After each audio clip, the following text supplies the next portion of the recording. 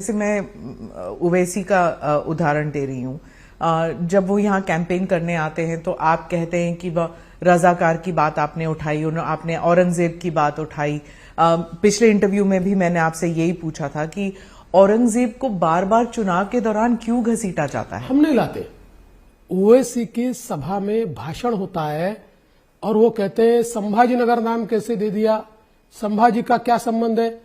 जब उनकी सभा में कहा जाता है कि ये धरती तो हमारे रजाकारों की धरती है, तो मुझे याद दिलाना पड़ता है रजाकारों की धरती नहीं है, ये धरती छत्रपति शिवाजी महाराज की है, ये हमारे पुरखों की धरती है। रजाकारों ने तो इसके ऊपर कब्जा किया था और हमारे जो पुरखे या हमारी उस समय की जो पीढ़ियां है उनके ऊपर अत्याचार किए थे, अनाचार किए थे, दुराचार किए थे उनके साथ। याद दिलाना पड़ता है। देखिए, कोई अगर इस प्रकार की बात करेगा, अरे भाई छत्रपति संभाजी महाराज ने जो बलिदान दिया इतिहास में सब जानते हैं, हम क्यों छुपाना चाहते हैं। छत्रपति शिवाजी महाराज को दिनों दिनों तक, हफ्तों हफ्तों तक औरंगजेब ने तड़पा तड़पा कर मारा। वो कहते थे आप धर्म बदलो, छत्रपति संभाजी महाराज ने धर्म बदलना कबूल नहीं किया, वो शहीद हो गए। ये संभाजीनगर है। आप आकर अगर कहोगे कि हम संभाजीनगर को वापस औरंगाबाद बनाएंगे, कैसे बनाओगे?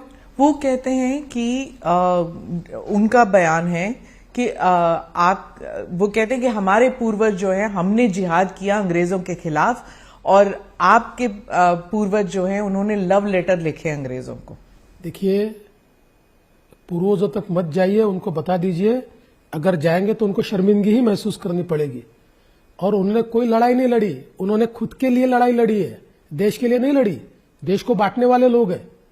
देखिए, मैं उनको कोई सर्टिफिकेट भी नहीं दे रहा, उनके खिलाफ भी नहीं बोल रहा हूं, लेकिन अगर इतिहास में जाएंगे ना तो शर्मिंदगी महसूस करेंगे। वो तो ये भी कह रहे हैं कि महाविकास अघाड़ी के लोग भी कह रहे हैं, सिर्फ ओवैसी नहीं, वो भी कह रहे हैं कि अयोध्या तक हार गए, धर्मयुद्ध की क्या बात कर रहे हैं आप? देखिए, एक चुनाव के हारने और जीतने से फैसला थोड़ी होता है।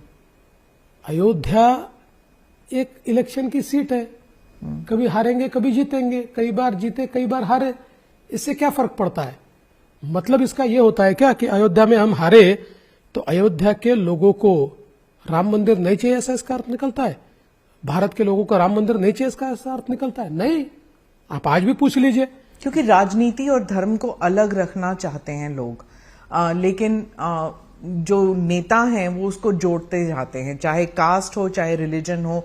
महाराष्ट्र में ये नहीं होता था, लेकिन महाराष्ट्र के इस चुनाव में जाति और धर्म को लेकर कोई भी गुरेज नहीं कर रहा।